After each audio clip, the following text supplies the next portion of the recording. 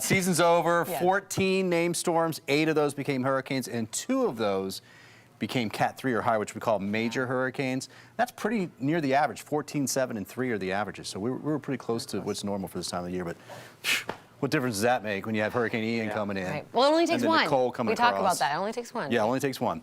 77 today. Nice and quiet out there. This, guys, December 1st. If you've just moved here, you're like, what? Yes, this is what we get here. Should be 76 this time of year. We're very close to where we should be today. But look at the morning low. Should be in the upper 50s. We're in the low 60s. And I think pretty much what we saw here today will be very similar, although I think we go closer to 80 degrees through the middle of next week.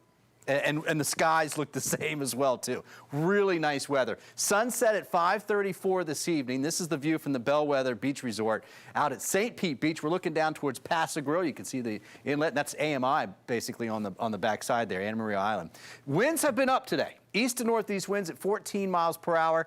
Been a little breezy, that's for sure, especially over on the East Coast. But it's brought in that really nice air. We've got temperatures that have stayed in the 70s all day. These are now falling, and in just a couple of hours, 2-3 hours, we'll be in the 60s for many locations. So you can see the wind gusting to 17 in Lakeland, 23 in Sarasota. The highest winds have been over on the East Coast. It's coming out of the Northeast. There's nothing to slow it down. It's the ocean.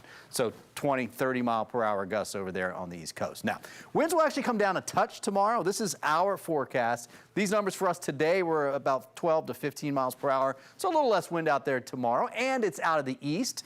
No clouds, really. I mean, we had a couple clouds pop up in the daytime heating. We'll do the same thing tomorrow. But an east wind, mostly sunny skies, that'll get us out of the 70s, close to 80 degrees for most areas for tomorrow. So, forecast, nice and quiet, down through the 60s for this evening. Dry as well, too. That's the good news. Tomorrow morning, similar to this morning, a touch cooler, 2-3 degrees tops, cooler than where we were yesterday. That means upper 50s, northern Pasco, Hernando, and Citrus County. Most areas about 62, 64 degrees. Friday. Wall-to-wall sunshine, just a few high clouds, 81 to about 80 for Tampa. Yeah, it's going to be warmer than average. 76 is where we should be. Water temperature is warmer than average for this time of year. Not much. Should be in the mid-60s at 72 degrees. Look at that sunset out at Clearwater Beach. East winds tomorrow, 10 to 15 knots, 2 to 3 foot seas. So still a moderate chop on the bay, but that's actually improved from what we saw out there today. There's the average high temperature. There's where we'll be through the weekend, with sunny skies, by the way, through the weekend. And the humidity has remained relatively low. So it'll stay in that comfortable range through the middle of next week. And in fact, we have another front, I think, won't be till the end of next week. So not this weekend, but next. Look at us, 74 in Tampa. I mean, it's not terribly cold across the country, but I mean, look, 42 out west in Washington. We've got forecasted temperatures staying cold up in the north. This takes us out through a week from today. Right? But then watch, we will start to see a little bit cooler air try and come down across the southeast. Look at that big dip as we get into a week from this weekend. I'm watching that for the middle of the month, perhaps a cool down. But I tell you what, between now and then, especially the first week and a half of this month, it is going to be really nice. That's perfect. I think it's actually perfect weather with lots of sunshine and dry. That's why people want to come down for the holidays and visit, right? Speaking of, a new poll from the American Psychiatric Association shows that many Americans are preparing to be very stressed out this holiday season. Jared Hill has some tips on how you can relieve some of your worries.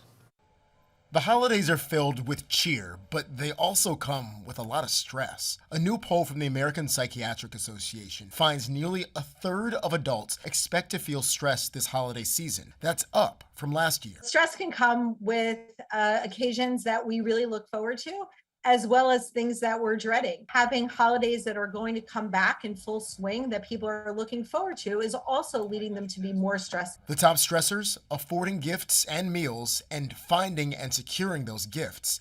It's something New York mom Jessica Lokatz knows all about. Financially, it's a little tougher. Gifts are a lot more expensive. There's some strategies Americans can use to reduce the financial burden by sharing the cost of the holidays. Have gifting groups, or have gifting pools, or have potluck meals. APA President Dr. Rebecca Brendel adds being prepared is essential to reduce stress. To look at which are the things that we feel obligated to do out of our relationships and our familial commitments, and which are the things that we're really, really looking forward to.